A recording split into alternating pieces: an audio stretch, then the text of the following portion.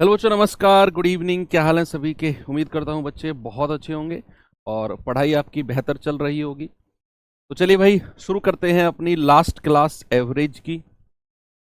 काफ़ी क्लासेस हम लोगों ने इस चैप्टर में की, बहुत डिटेल में और बहुत डीप जाकर हर क्वेश्चन को मल्टीपल टाइम्स, हर टाइप में बहुत सारे क्वेश्चंस को हम लोगों ने किया। तो आज वक्त है इस चैप्टर को बाय बाय करने का, और उम्मीद करता हूँ कि आप लोगों ने मेरे साथ इस पूरे चैप्टर का रिवीजन किया होगा। और ये चैप्टर में अब आपके लिए कोई इतना बड़ा इशू नहीं है। चाहे किसी भी प्रकार का सवाल बने, वो हार्ड हो, आसान हो, मॉडरेट हो, आपको कोई दिक्कत इसमें नहीं होने वाली है। कल से हम लोग अपना एक नया चैप्टर शुरू करेंगे जिसका नाम होगा LCM एंड HCF। ठीक है? तो ऐसे धीरे धीरे चीज़ें चलती रहेंगी और एक टाइम आएगा कि हमारा सिलेबस जो है कंप्लीट हो जाएगा और आपके एग्ज़ाम से बहुत पहले मैं सिलेबस करा दूंगा। आप बिल्कुल भी टेंशन मत लेना कि सर एग्ज़ाम तक सिलेबस होगा कि नहीं होगा। आपके एग्ज़ाम से बहुत पहले मैं सिलेबस करा दूंगा। अभी अर्थमेटिक में जो चीज़ें बच रही हैं उन्हें भी हम धीरे धीरे धीरे धीरे कंप्लीट करके, और एडवांस वाले पार्ट में जो चीज़ें हैं उन्हें भी कर लेंगे। ठीक है? चलिए ठीक है भैया। कल अ, एक क्वेश्चन बच गया था कल लास्ट टाइप में, जो क्रिकेट वाले क्वेश्चंस कर रहे थे, उसमें एक सवाल बच गया था आपका बॉलिंग एवरेज वाला। हमने बैटिंग एवरेज के सारे क्वेश्चंस कर लिए थे, है ना। बॉलिंग एवरेज का कॉन्सेप्ट मैंने आपको बताया था कि जो बॉलिंग एवरेज होता है, जो बॉलिंग एवरेज होता है, बॉलिंग एवरेज बच्चा जो होता है वो क्या होता है? वो होता है रन रन पर विकेट, रन पर विकेट। यानी कि एक विकेट लेकर उसने कितने रन दिए। अगर मैं आपसे कहूं कि एक व्यक्ति का जो बॉलिंग एवरेज है वो 6 है और एक व्यक्ति का बॉलिंग एवरेज 7 है, तो आप मुझे बताओ 6 वाले का बॉलिंग एवरेज अच्छा है या 7 वाले का बॉलिंग एवरेज अच्छा है? कौन से बॉलर को तुम अच्छा कहोगे? कौन से बॉलर को तुम कहोगे कि ये बॉलर अच्छा है इन दोनों में? बताइए। आपको डिसाइड करना है बॉलिंग एवरेज से। मैंने कहा एक बॉलर का जो बॉलिंग एवरेज है वो 6 है और एक बॉलर का बॉलिंग एवरेज जो है वो 7 है। तो क्या आप ये कहोगे कि सर 7 वाले का जो 7 है उसका बॉलिंग एवरेज अच्छा होगा? अगर आप कहोगे 7 वाले का अच्छा है, तो आप कहना चाह रहे हो कि सर जो 7 है ना, इसका मतलब है कि ये जो व्यक्ति है जिसका बॉलिंग एवरेज 7 है, ये एक विकेट लेने पर 7 रन देता है और ये वाला एक विकेट लेने पर 6 रन देता है। भैया बॉलर के लिए तो कम से कम रन जाने चाहिए ना। अगर आप बॉलर हो, सपोज आप बॉल फेंक रहे हो, तो आप चाहोगे कि आपके ओवर में ज्यादा रन जाएं या आप चाहोगे आपके ओवर में कम रन जाएं? आप कहोगे सर कम से कम रन जाएं। यस। तो ये वही है कि बॉलर चाहेगा कि मेरे ओवर में कम से कम रन जाए और विकेट भी मिले, तो उसका बॉलिंग एवरेज सुधरेगा। अगर बच्चे मैं आपसे ये कहूं कि किसी किसी भी बॉलर का जो बॉलिंग एवरेज है, किसी भी बॉलर का बॉलिंग एवरेज है वो 6.5 है, सपोज मैंने कहा 6.5 बॉलिंग एवरेज है और मैंने कहा कि वो 1.5 से सुधर गया, 1.5 से सुधर गया या 1.5 से, या 1.5 से वृद्धि हो गई, वृद्धि हो गई, वही बात है। 1.5 से सुधर गया या 1.5 से वृद्धि हो गई एवरेज में,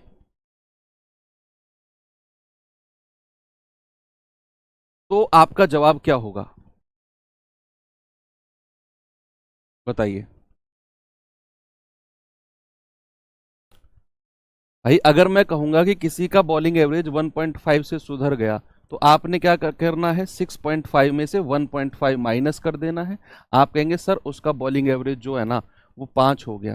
कितना हो गया? उसका बॉलिंग एवरेज हो गया 5। अगर कहेगा 1.5 से सुधर गया, किसी भी बॉलर का बॉलिंग एवरेज अगर सुधरता है तो वो कम होता है, यानी कि वो अब रन देने कम कर रहा है। मान लो कोई बुमराह है, हमारे बॉलर हैं, अगर वो अपना बॉलिंग एवरेज सुधारते हैं, अगर वो अपना बॉलिंग एवरेज सुधारते हैं, तो वो रन देने की जो एफिशिएंसी है ना उसको कम करेंगे। पहले जो रन देते थे एक ओवर में वो अब कम कर देंगे, या एक विकेट लेने के लिए जितने रन देते थे पहले अब वो उसको कम करने की कोशिश करेंगे, वो उसका बॉलिंग एवरेज सुधर जाएगा। एक गेंदबाज की गेंदबाजी का औसत जो है वो 16.2 रन प्रति विकेट है। वह अपनी अगली पारी में 23 रन देकर 5 विकेट लेता है और इसके कारण उसकी गेंदबाजी के औसत में 0.4 रन की वृद्धि हो जाती है। उसके द्वारा लिए गए कुल विकेट की संख्या बता दो क्या होगी। सवाल आपके सामने है, एलिगेशन मेथड से कर लो। बेस्ट है आप एलिगेशन मेथड से करोगे तो हो जाएगा। भाई गेंदबाज का औसत रन जो है वो 16.2 रन प्रति विकेट है। कितना एवरेज है? 16.2 रन प्रति विकेट। अब अगली एक पारी, अगली जो पारी है वो एक ही पारी है, उसमें वो 23 रन देकर 5 विकेट लेता है। उसमें वो जो बॉलर है वो 23 रन देकर 5 विकेट लेता है, तो यहां उसका औसत कितना होगा? रन प्रति विकेट, यानी कि रन है 23 और विकेट कितने लिए? 5। आप कहेंगे 5 चौके 20, 5 छंग 30। तो जो अगली पारी है एक, उसमें जो उसका एवरेज होगा, जो उसका रन रेट होगा वो 23 रन बटे 5 विकेट यानी कि 4.6 होगा। और ये कुछ पारी का औसत आपको दे रखा है 16.2। कह रहा है इसके कारण उसकी गेंदबाजी को जो औसत है ना वो 0.4 रन की वृद्धि हो गई, 0.4 रन की। तो 0.4 रन की वृद्धि हो गई भैया। 0.4 रन की वृद्धि का मतलब है कि 16.2 पुराना एवरेज था, उसमें से अगर मैं 0.4 माइनस कर दूंगा तो 12 में से 4 गए 8, 5, ये आ जाएगा 15.8। कितना आ जाएगा? 15.8 आ जाएगा। अब आप देख लो नीचे जो रेशियो बनेगा, अब आप देख लो नीचे जो रेशियो बनेगा वही आपका आंसर हो जाएगा। ठीक है भैया, तो यहां इसमें से इसको घटाएंगे, कितना आएगा? ये आ जाएगा 0.4, और इसमें से इसको घटाएंगे, 8 में से 6 गया 2, 15 में से 4 गए 11, 11.2। ये पॉइंट से पॉइंट हट गया, 4 से जाएगा 4 एकम 4, 4 दूनी 8, 3 4 अट्ठे 32। सर 28.1 जो ये रेशियो बना है ना, ये विकेट का रेशियो बना है, ये विकेट का रेशियो बना है 28:1। ठीक है, यानी कि जो ये पारी थी ना इसमें उसने कितने विकेट लिए हैं बच्चे? आप देख पा रहे हो सर 5 विकेट लिए हैं। तो एक यूनिट का मान कितना है? 5। 28 का मान कितना हो जाएगा? 28 गुणा 5, आप कहेंगे 140। यानी कि जो लास्ट पारी उसने खेली है ना उससे पहले उसने 140 विकेट लिए थे और लास्ट की पारी में उसने 5 विकेट लिए हैं। आपसे क्या कह रहा है? कुल कितने विकेट। अगर मुझसे टोटल पूछेगा तो टोटल के लिए दोनों को जोड़ दो, आप कहेंगे सर 145 विकेट है जो उसने टोटल लिए हैं। मैं फिर से रिपीट करता हूं, देखना। उसका जो बॉलिंग एवरेज है वो 16.2 है, मैंने यहां लिख दिया। अगली पारी में उसने 23 रन दिए और 5 विकेट लिए। मैंने कहा अगली पारी में उसका औसत कितना है? आप कहेंगे सर 23/5 दैट इज 4.6। अब कह रहा है कि जिसके कारण उसका जो गेंदबाजी का औसत है ना वो 0.4 रन बढ़ गया। हालांकि उसको ऐसा कहना चाहिए कि 0.4 रन से सुधर गया। ये अगर वो कहता क्वेश्चन तो फिर और ज्यादा चीजें क्लियरिटी रहती कि 0.4 रन से सुधर गया। चलो ठीक है, हम यहां से भी समझ लेंगे कि 0.4 रन वृद्धि हो गई है, मतलब कि पुराना अगर 16.2 था 0.4 इसमें से घटा देंगे हम। मैंने आपको बोला ना कि अगर किसी गेंदबाज का औसत सुधरता है तो भैया वो जितना कम रन देगा उतना सुधरेगा। तो 16.2 में से 0.4 घटा देंगे, उसका नया औसत हो जाएगा अब 15.8। ये एलिगेशन लगाकर रेशियो बनाया 28:1 का, ये विकेट आ जाएगा। तो अब आप कहेंगे लास्ट पारी में उसने 5 विकेट लिए थे, एक का मान 5 तो 28 का मान 140, टोटल कितना हो गया? 145 विकेट। ओके, चलिए, तो ये बॉलिंग एवरेज का क्वेश्चन है बच्चे। करते हैं अपना आयु संबंधित क्वेश्चंस को। कि एज रिलेटेड क्वेश्चन कुछ भी नहीं है, वही चीज है जो हमने अभी तक पढ़ी है, बस आयु के बारे में कुछ डिस्कशन करेगा, उसे भी हम देख लेंगे। चलिए पहला क्वेश्चन आपको देता हूं बच्चे, इसमें एक बार देखेंगे सवाल को।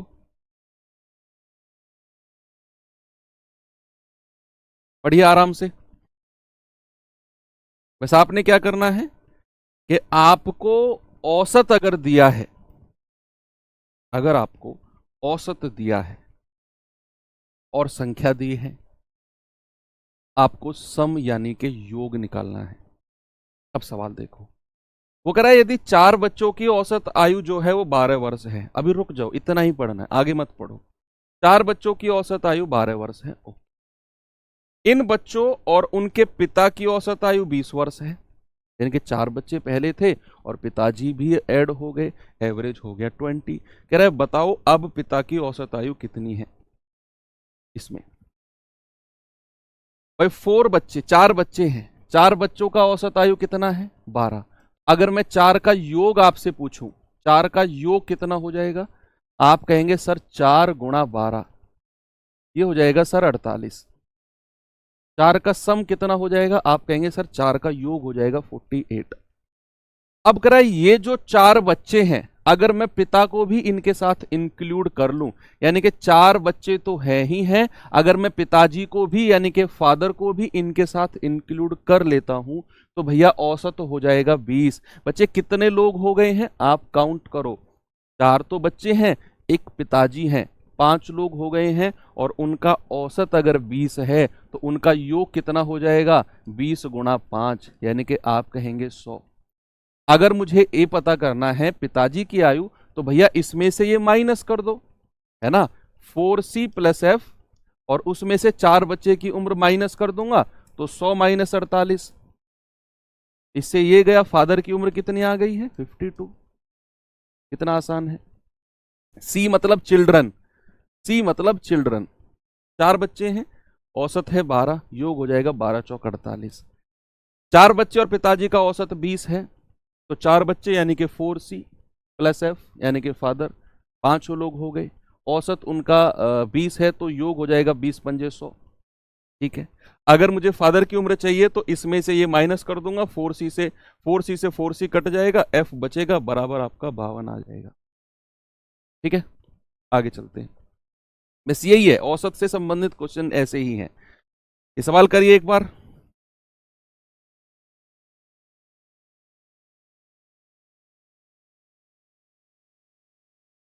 देखिए बच्चे से,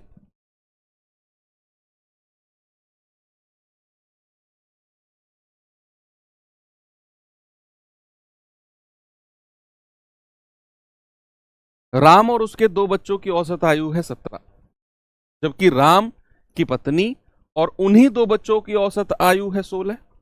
यदि राम की आयु 33 है तो पत्नी की आयु कितनी हो जाएगी। ये सवाल देखिए। आप देखेंगे सर राम और 2 बच्चे, भाई राम प्लस 2 बच्चे, 2 बच्चों को मैं क्या कहूंगा, 2C कह दूं। भाई 2C मतलब 2 चिल्ड्रन है, 2 चिल्ड्रन है, तो राम प्लस 2C। अगर कितने लोग हो गए हैं, 2 तो बच्चे हैं और एक तीसरा राम, तो कितने लोग हो गए, 3। 3 लोगों का औसत अगर 17 है, 3 लोगों का योग कितना हो जाएगा 51। 3 लोगों का योग कितना हो गया, 3 लोगों का योग हो गया 51।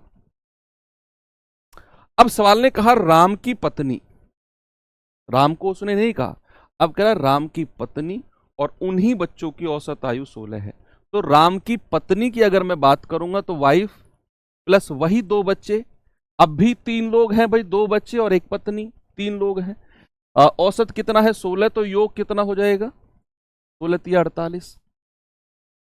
अब क्या करेंगे, बड़े में छोटा घटाओ, तो इसमें से ये माइनस हो जाएगा, राम प्लस 2 बच्चे माइनस वाइफ, और ये प्लस का माइनस हो जाएगा जब मैं माइनस कर रहा हूं तो, और 51 में से 48 गया 3, ये 2C से 2C गया, राम माइनस उसकी पत्नी बराबर 3।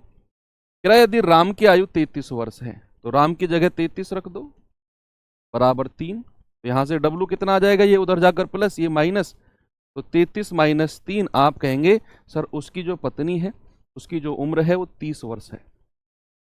कितनी हो जाएगी 30।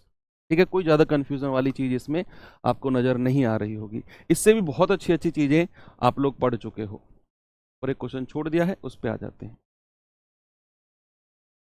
ये सवाल देखेंगे,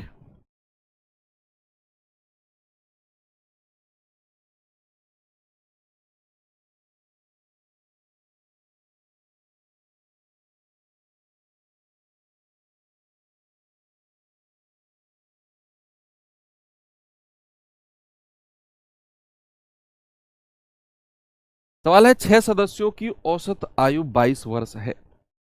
यदि सबसे छोटे सदस्य की आयु 7 वर्ष है, जो इन 6 में सबसे छोटा है, यदि उसकी आयु 7 वर्ष है तो अन्य 5 की औसत आयु सबसे छोटे के जन्म के समय क्या थी? ये बड़ा इंटरेस्टिंग क्वेश्चन है।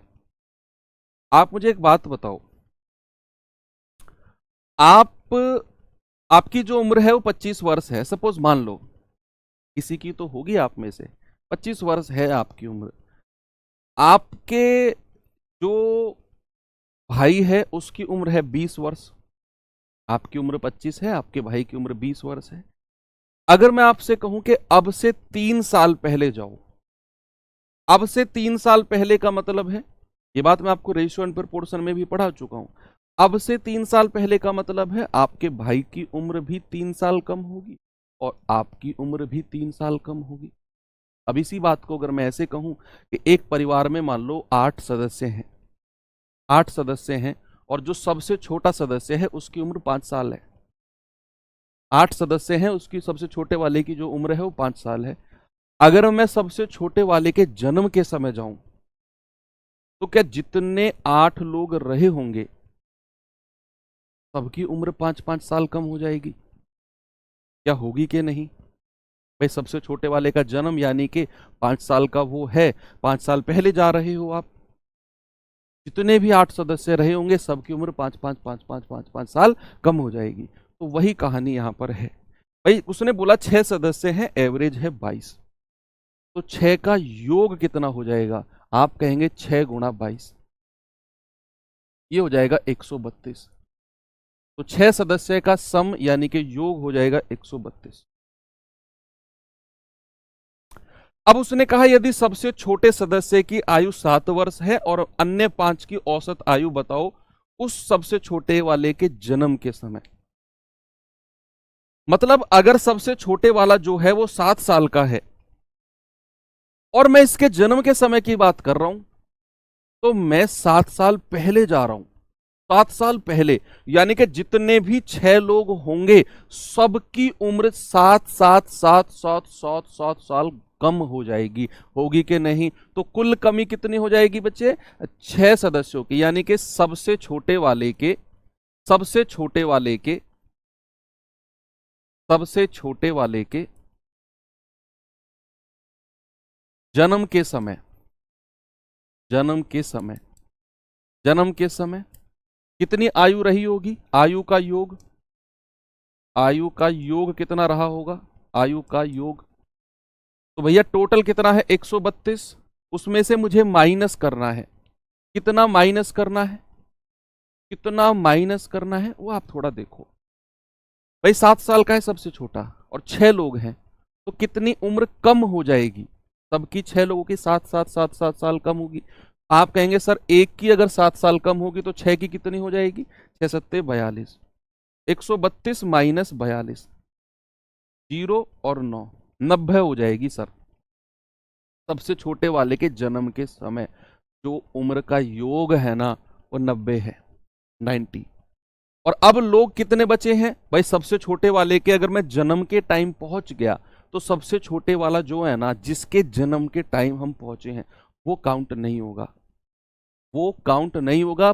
सदस्य बचेंगे कितने? 5।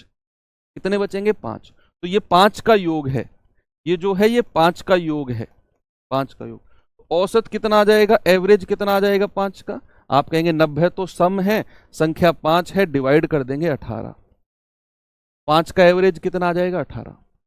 क्यों? क्योंकि मैंने सबसे छोटे वाला सदस्य 7 साल का है, उसकी 7 की 7 साल उम्र मैंने माइनस कर दी और बाकी लोगों की भी 7 साल माइनस करी है।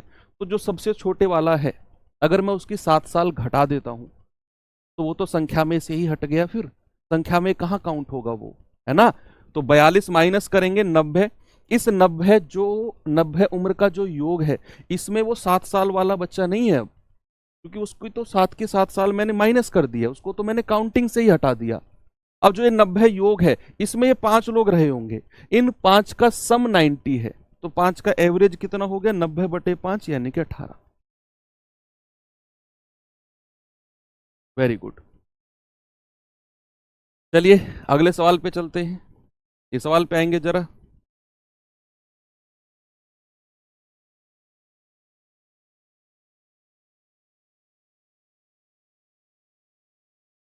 करिए भाई।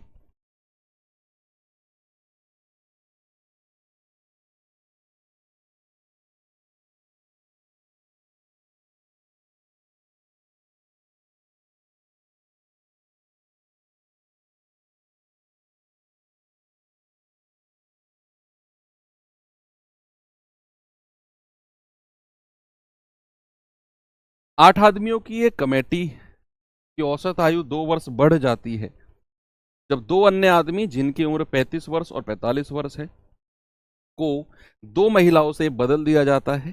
दोनों महिलाओं की औसत आयु कितनी है? बता दो भैया।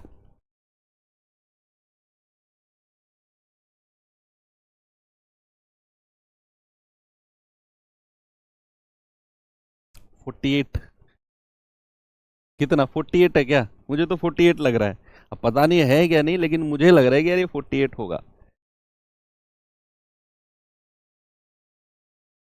40, 40 है क्या? चलो देख लेते हैं। 48 मुझे लग रहा है, पता नहीं, आप 40 कह रहे हो तो हो सकता है 40 भी हो। मैंने तो तुक्का मारा है। चलो पहले इसे बेसिक से कर लेते हैं।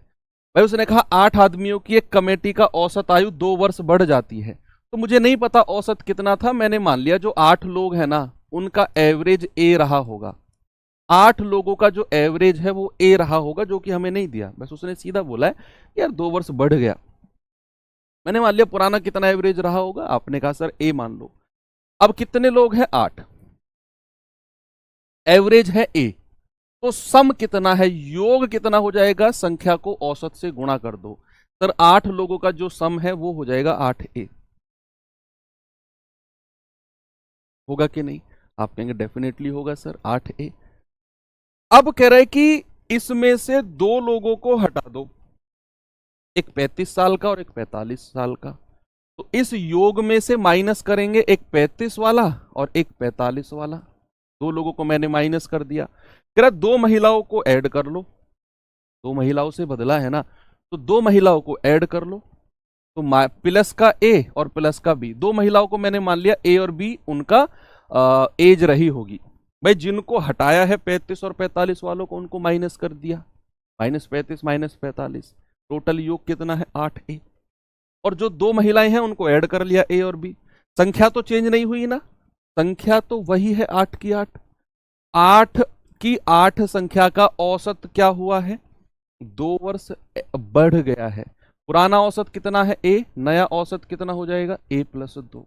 यहां से आप a प्लस बी की वैल्यू आराम से निकाल सकते हो। यह आ जाएगा 80 प्लस a प्लस बी बराबर 8 के अंदर मल्टीप्लाई करेंगे 8a प्लस 16। 8a से 8a कैंसिल हो गया, -80 उधर आकर प्लस हो जाएगा। a प्लस बी बराबर कितना हुआ? 80 और 16 96। तो ये तो सम आ गया। देखो जो 2 महिलाएं ऐड हुई हैं उनका योग 96 है, 96 उनका सम है। अगर मुझे उनका एवरेज पता करना है, उन महिलाओं का एवरेज कितना होगा, तो 2 से डिवाइड कर दो। भाई 2 ही तो महिलाएं हैं ए और बी। आप कहेंगे सर 48 उनका एवरेज है, लेकिन तराजू मेथड से ये सवाल में कुछ दम था ही नहीं, कुछ दम था ही नहीं। तराजू मेथड से अगर आप करते तो कैसे, जरा देखते हैं तराजू मेथड को भी। उसमें तो आप परफेक्ट हो चुके हो अगर आपने अच्छी प्रैक्टिस की होगी उस मेथड की। भाई एक तराजू है, एक तराजू मान लेते हैं, तराजू है इलेक्ट्रिक वाली। ये 8 लोग हैं यहां पर और इनका कुछ एवरेज है, कुछ भी ए मान लिया एवरेज। कह रहे यहां 2 लोगों की एंट्री हुई, एग्जिट हुई है। 2 लोगों की एग्जिट हुई है और 2 लोगों की ही एंट्री हुई है। अब जो 2 लोगों की एग्जिट हुई है, एक की उम्र 35 है और एक की 45 है। अब जोड़ लो 35 और 45 कितना होता है? सभी सामने देखो, जो लोग ये पूछने वाले ना सर 80 कहां से आया, वो लोग स्पेशली देखो सामने। 35 वर्ष और 45 वर्ष वाले 2 लोग छोड़कर गए हैं, दोनों की उम्र को ऐड कर लो। कितना हो गया 35 और 45? आप कहेंगे सर 80। तो जो एग्जिट किया है वो 80 उम्र माइनस हुई है, बाहर निकली है 80 उम्र। जो एंट्री हुई है उसे हमें नहीं पता कितनी एंट्री हुई है। हमें ये तो पता है कि जो 2 लोग बाहर गए हैं उनकी टोटल उम्र 80 साल रही है। ऐसा करने पर एवरेज 2 वर्ष बढ़ गया। ऐसा इस प्रोसेस को करने पर एवरेज 2 वर्ष बढ़ गया। और मैंने आपको बताया, अगर एवरेज बढ़ता है, अगर एवरेज बढ़ता है तो इसका मतलब है कि जो लोग बाहर से आ रहे हैं, जो लोग बाहर से आ रहे हैं वो ज्यादा वजन लेकर आ रहे होंगे जाने वालों से। 80 किलो वाला तो वजन निकला है, जो बाहर से आया है, अगर उसके आने से एवरेज बढ़ा तो मतलब वो ज्यादा वजन लेकर आ रहा होगा, तभी एवरेज बढ़ा उसके आने से। सबसे पहले तो ये बताओ टोटल वृद्धि हुई कितनी है? टोटल वृद्धि, आप कहेंगे सर 2 वर्ष बढ़ा है 8 लोगों का, तो टोटल वृद्धि हो गई है सर 16। 16 16 हो गई। तो जो 2 लोग बाहर से आए हैं ए प्लस बी मान लिया, उनकी आयु का योग कितना हो जाएगा ए प्लस बी का? 80 वाले बाहर गए हैं, उसमें 16 जोड़ दो, ये 16 ज्यादा लेकर आ रहे होंगे 96, है ना? तो एवरेज कितना हो जाएगा, औसत कितना हो जाएगा? 96 को 2 से डिवाइड कर दो, आप कहेंगे 48। Option number 3। ठीक है, वेरी गुड। चलिए, अच्छा एवरेज ए तो इसको कुछ और मान लो भैया, इसको ए, इसको एक्स वाई मान लो, क्या फर्क पड़ रहा है यार, चीजें समझने वाली होनी चाहिए। पिछले में भी ऐसे ही कर लो, एक्स प्लस वाई मान लो भाई।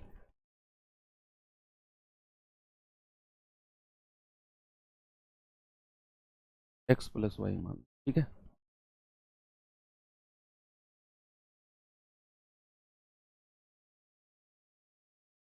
चलिए, ये सवाल करिए जल्दी से।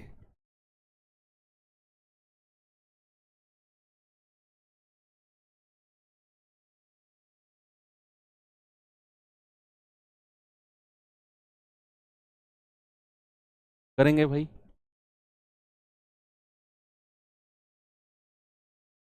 सवाल ने कहा एक परिवार में 2 दादा दादी, 4 माता पिता और 6 नाती पोते हैं। दादा दादी की औसत आयु 70 है, माता पिता की औसत आयु 40 है और नाती पोतों की औसत आयु 12 वर्ष है। परिवार की औसत आयु क्या है? बड़ा आसान क्वेश्चन है, तो काउंटिंग करनी है। देखो, दादा दादी, 2 दादा दादी का मतलब ये नहीं है 2 दादा 2 दादी, ऐसा नहीं है। 2 सदस्य हैं, एक दादा एक दादी, टोटल संख्या 2 हो गई, ये वो कहना चाह रहा है। 4 माता पिता का मतलब क्या है? 4 माता पिता का मतलब ये नहीं है कि 4 माता हैं 4 पिता हैं। 4 सदस्य हैं, जिनमें 2 पिताजी हैं और 2 माता हैं, ठीक है। और 6 नाती पोते हैं, 6 संख्या तो हो गई। अगर मैं कुल संख्या आपसे, सबसे पहले कुल संख्या का डिस्कशन कर लेते हैं। कुल संख्या क्या होगी भाई? 2 + 4 और +6, कुल संख्या तो 12 होगी। कुल संख्या तो 12 होगी। अब कह रहे हैं कि 2 दादा दादी हैं, दादा और दादी का औसत है 70। तो 2 लोगों का औसत अगर 70 है तो 2 लोगों का योग कितना हो जाएगा? 2 × 70, 140। भाई 2 लोगों का औसत अगर 70 है तो योग 140। माता पिता का औसत आयु 40 वर्ष है। माता पिता की संख्या कितनी है? 4। अगर 4 लोगों का औसत 40 है तो 4 लोगों का योग कितना हो जाएगा? 160। ठीक है। नाती पोते का औसत है 12 और नाती पोते हैं कितने? 6 × 12 यानी कि 72। अगर मुझे कुल योग निकालना हो, 6 और 4 10 और 7 17, 1 2 3, 372 ये आ गया कुल योग। कुल योग, ठीक है। और अगर मुझे कुल एवरेज निकालना हो तो 372 बटे संख्या कितनी है टोटल? 12, डिवाइड कर देंगे, 12×3 = 36, 12×1 = 12। कितना आसान सवाल है ये तो, इसमें तो कुछ है ही नहीं, ये तो आपके लिए बच्चों वाला क्वेश्चन है। एवरेज में हालांकि ऑलमोस्ट चीजें अब खत्म हो चुकी हैं, अब तो मात्र औपचारिकताएं बची हैं जिन्हें मैं आपको करा रहा हूं। ये सवाल करेंगे।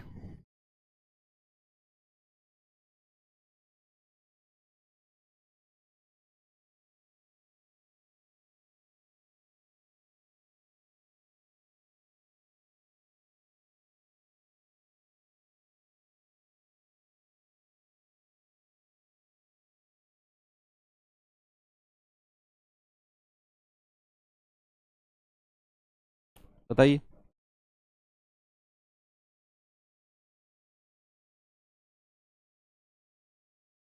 सवाल है 65 पुरुष वाले समूह की औसत आयु 32 वर्ष है। 65 पुरुष वाले समूह की औसत आयु 32 वर्ष है।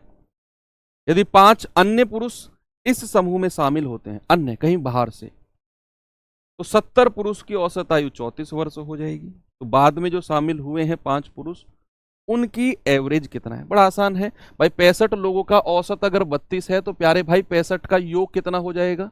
65 गुणा 32, 65 दूनी 130, हासिल का 13, 65 तिया कितना होता है? 195 और 13 एक 208, 2080 जो है ये 65 लोगों का सम है, 65 लोगों का योग है। अब कह रहे हैं कि यदि 5 अन्य पुरुष समूह में शामिल हो गए तो 70 लोगों का औसत 34 हो जाएगा। तो 70 का योग कितना हो जाएगा? 70 गुणा 34, तो 0 7 चौक 28, 2 7 तिया 21 और 2 23, ये हो जाएगा 70 लोगों का योग। 65 का योग ये था, 70 का योग ये है। तो जो 5 लोग ऐड हुए हैं, अगर मुझे उन 5 का योग, 5 का सम मुझे अगर चाहिए, तो भैया 2380 में से मुझे 2080 माइनस करना पड़ेगा। आप कहेंगे सर ये आ गया 300, ये 5 लोगों का योग आ गया, तो 5 लोगों को ऐड किया था। और अगर मुझे 5 का एवरेज चाहिए, कितना होगा? 300/5। मात्र औपचारिकताएं, मैं कह रहा हूं ना, अब तो केवल मात्र औपचारिकताएं बची हैं चैप्टर में, बाकी सब कुछ मैं आपको दे चुका हूं। ये सवाल करिए, ये तो एलिगेशन से होगा सवाल, क्योंकि इसमें एलिगेशन, जब मैंने आपको चैप्टर पढ़ाया था मैंने बताया था एलिगेशन हम कहां पर लगाते हैं। एक ग्रुप की बात की हो, दूसरे ग्रुप की बात की हो, और दोनों की मिलाकर बात की हो, कंबाइंड दोनों की बात की हो, तो हम एलिगेशन लगाते हैं। एक बार सवाल को पढ़िए। एक परीक्षा में 80 छात्रों द्वारा औसत अंक 50 है, 80 का। कह रहे यदि उत्तीर्ण छात्रों का औसत अंक 55 है और अनुत्तीर्ण होने वाले छात्रों की संख्या 30 है, तो परीक्षा में अनुत्तीर्ण होने वालों का औसत क्या होगा? आप इसे वैसे भी कर सकते हो, नॉर्मल सम योग करके भी कर सकते हो, एलिगेशन से, दोनों से हो जाएगा। ये किसी भी तरीका आप इसमें लगा सकते हो। ऐसे क्वेश्चन आए तो हम सारे को निपटा देंगे। अच्छा, दिन आपके मीटअप में मिलते हैं जल्दी, आपकी कृपा से। Very good. मीटअप में नहीं, सम्मान समारोह में। देखो 80 छात्रों द्वारा औसत अंक 50 है, आप योग से भी इसे कर सकते हो। 80 छात्र है संख्या टोटल अगर मैं नंबर की बात करूं तो वो 80 है। अब इसमें 2 लोग हैं, एक पास वाले हैं और एक फेल वाले हैं। सवाल में फेल वालों की संख्या आपको दे रखी है, उत्तीर्ण होने वाले की संख्या 30 है, तो पास वालों की संख्या कितनी बचेगी? पास वालों की संख्या 50 हो जाएगी। भाई फेल वालों की संख्या आपको दे रखी है।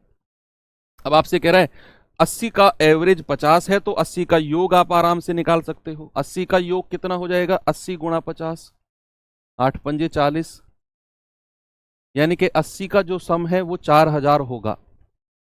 80 का जो सम है वो 4000 होगा। कह रहा है यदि उत्तीर्ण का एवरेज 50 है तो उत्तीर्ण का योग कितना हो जाएगा? 50 गुणा 50। उत्तीर्ण का एवरेज 55 है, तो 0 5 पूरे 25, 2 5 पूरे 25 और 2 27।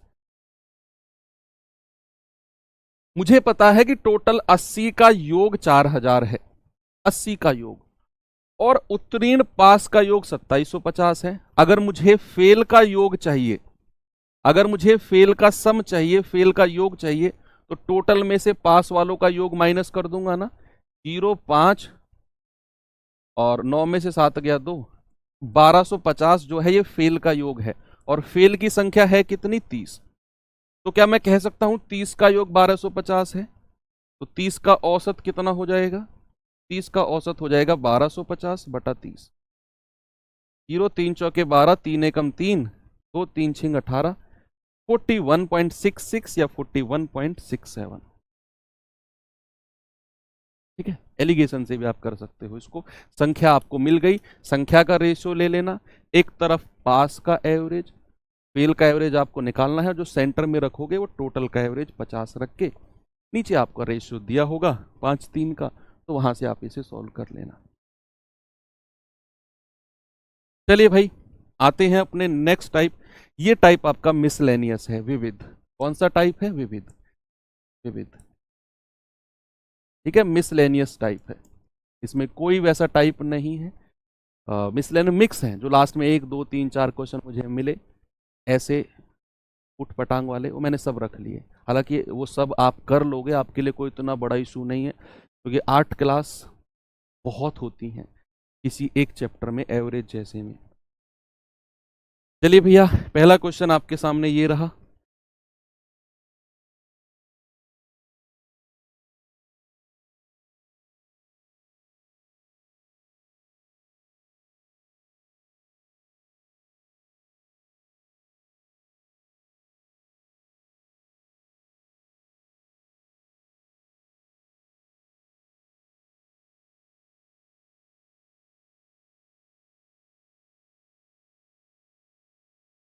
सोमवार से गुरुवार तक औसत तापमान 48 है, और मंगलवार से शुक्रवार तक औसत तापमान 52 है। यदि सोमवार का तापमान 42 है तो शुक्रवार का कितना होगा? ये पता है कौन सा क्वेश्चन है? मैं करा चुका हूं आपको। ये पहली 4 संख्या में से पहली 3 संख्या का औसत और बाद की 3 संख्या का औसत, a plus B plus C और b plus C plus D. दो कैंसिल आउट हो जाती हैं, पहली और लास्ट की बचती है। ये वही तो क्वेश्चन है, सवाल की लैंग्वेज चेंज करी है बस, और कुछ भी नहीं है भाई। सोमवार से गुरुवार यानी कि मंडे, ट्यूसडे, वेंसडे और थर्सडे, यही हो गए ना 4 दिन। और अगर 4 दिन का औसत 48 है तो 4 दिन का योग कितना हो जाएगा? 48 गुणा 4 कितना हो जाएगा? 4 अट्ठे 32, 4 चौक 16 3 19, 192। मंडे से थर्सडे तक 192 योग है, सम है। अब उसने कहा भैया मंगलवार से शुक्रवार तक, यानी कि ट्यूसडे, वेंसडे, थर्सडे और फ्राइडे, 4 का औसत अगर 52 है तो 4 का योग कितना हो जाएगा? 208। ठीक है, 208 हो जाएगा।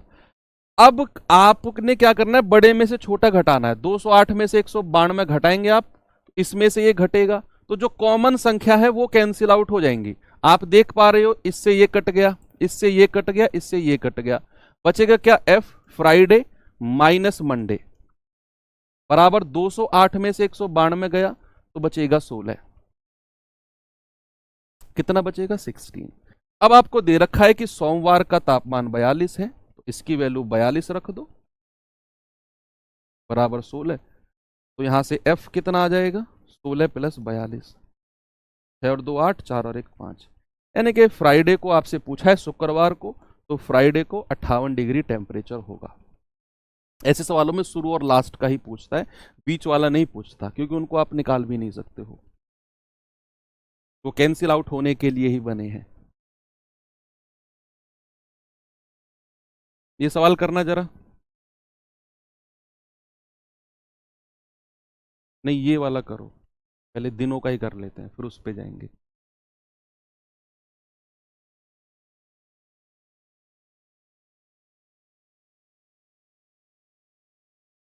जी, करिए जरा।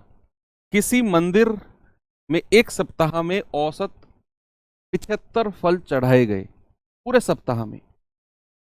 सप्ताह में कितने दिन होते हैं? 7 होते हैं ना। मंगलवार को छोड़कर, यानी कि 7 में से एक दिन छोड़ दिया मंगलवार को, शेष 6 दिनों में औसतन 72 फल चढ़ाए गए, तो मंगलवार को कितने फल? अब आपको ये लग रहा होगा सर ये तो सवाल पहली दूसरी क्लास में कराने वाले थे, आप इन्हें लास्ट में करा रहे हो मिसलेनियस में। भाई मिसलेनियस है, कुछ भी आ सकता है। आपको एवरेज में मैंने जो पढ़ाया है ना, उससे बाहर, चाहे एनटीपीसी का पेपर हो, आरपीएफ का पेपर हो, चाहे आपका टेक्नीशियन का पेपर हो, मैं कह रहा हूँ एक सवाल बाहर नहीं जाएगा। हर चैप्टर हम इतने ही डीप में जाकर बहुत अच्छे से पढ़ेंगे, बस आप लगे रहो। भाई किसी मंदिर में एक सप्ताह का औसतन 75 फल है, तो 7 होते हैं एक सप्ताह में, 7 का योग कितना हो जाएगा? 7 गुणा 75। अगर हमें योग निकालना है, एक सप्ताह में 7 दिन, एक दिन में 75 फल, तो 7 दिन में 7 पंजे 35, 7 सत्ते 49 और 3 52। तो पूरे सप्ताह का जो योग है वो 525 फल है। पूरे सप्ताह का योग। अब अगर मंगलवार को छोड़ दे तो 6 दिन में 72 फल एवरेज है, तो 6 का योग कितना हो जाएगा, 6 गुणा 72, 6 दूनी 12, 6 सत्ते 42 और 1 43, 432। बस एक दिन माइनस किया है, तो मंगलवार को अगर हमें निकालना है तो वो कितना हो जाएगा, 525 माइनस 432। 5 में से 2 गए 3, 12 में से 3 गए 9, 93 फल। Option number B.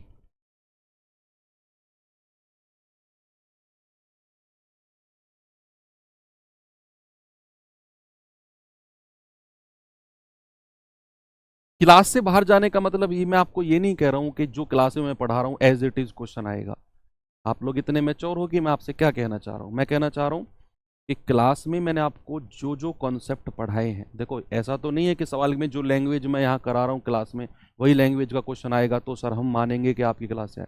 अगर आप ऐसा सोच रहे हो तो हो सकता है कि ये बेवकूफ़ी भरा काम हो।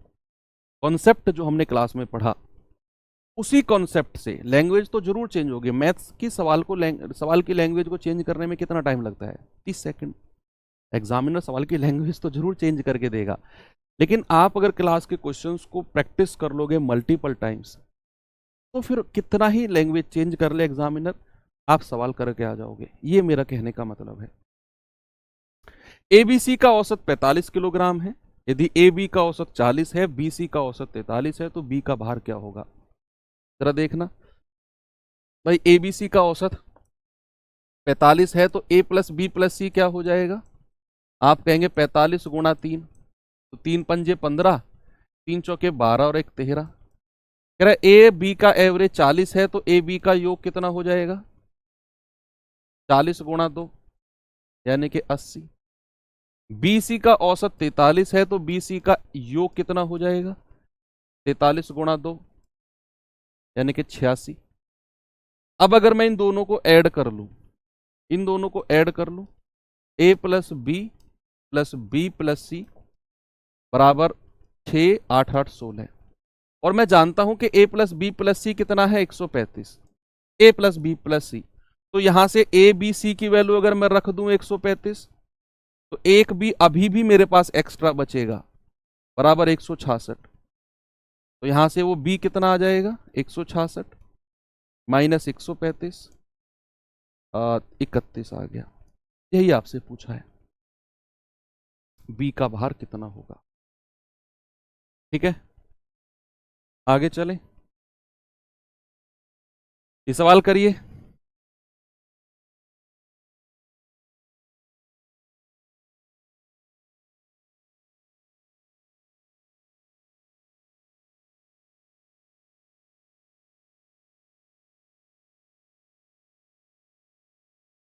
किसी कारखाने में 60 कर्मचारियों का औसत मासिक वेतन 29,900 है।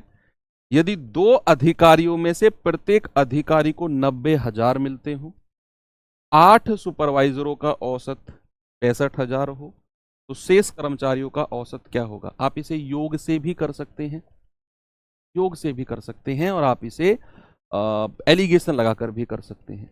एक तरफ अधिकारी, एक तरफ शेष कर्मचारी, बीच में आप टोटल, या नहीं, नहीं नहीं नहीं, आपको योग से ही निकालना पड़ेगा क्योंकि यहां शेष की बात उसने करी है, योग से ही करना पड़ेगा।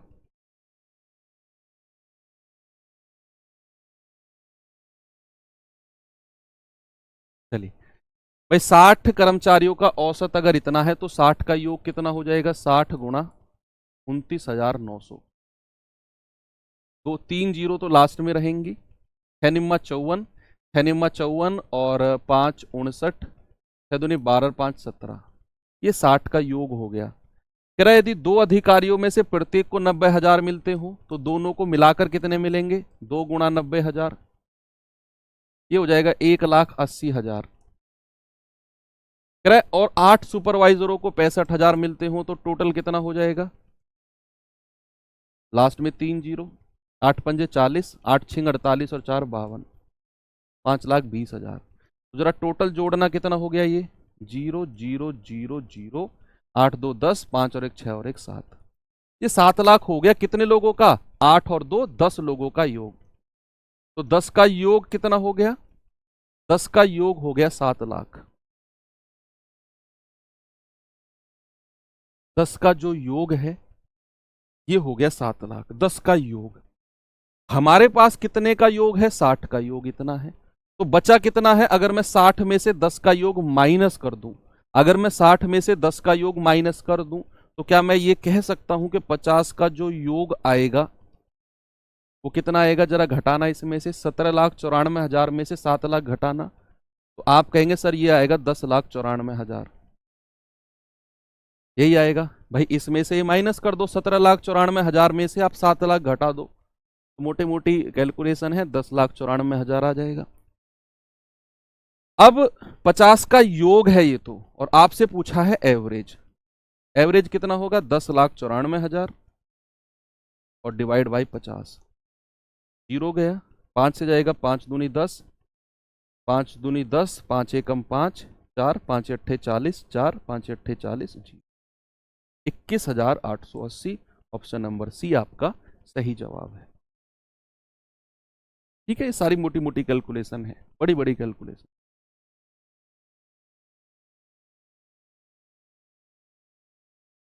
ठीक है, ये लास्ट क्वेश्चन कर लीजिए, या ये क्वेश्चन मैं आपको होमवर्क दे देता हूँ, और इस क्वेश्चन का जो सॉल्यूशन है इसी सीट में आपको मैं करके दे दूंगा। ठीक है, आपको इस पीडीएफ जब अपलोड होगी उसमें मिल जाएगा, आप इसको लिख लीजिए ताकि आपको मुझे टेलीग्राम पे आप बता सको।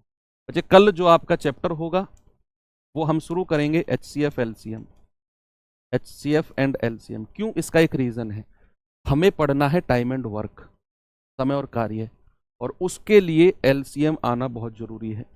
इसीलिए पहले चैप्टर भी लगे हाथों हो जाएगा, और टाइम एंड वर्क के लिए हम तैयार भी हो जाएंगे। 4 से 5 क्लास इस चैप्टर में लगेंगी, और ये चैप्टर आपका क्लियर हो जाएगा, फिर हम टाइम एंड वर्क 5 से स्टार्ट कर लेंगे। ठीक है भाई, तो चलिए कल आप सभी लोग तैयार होके आना LCM HCF पढ़ने के लिए। बाकी मिलते हैं कल के सेशन में। थैंक यू, बाय बाय, जय हिंद।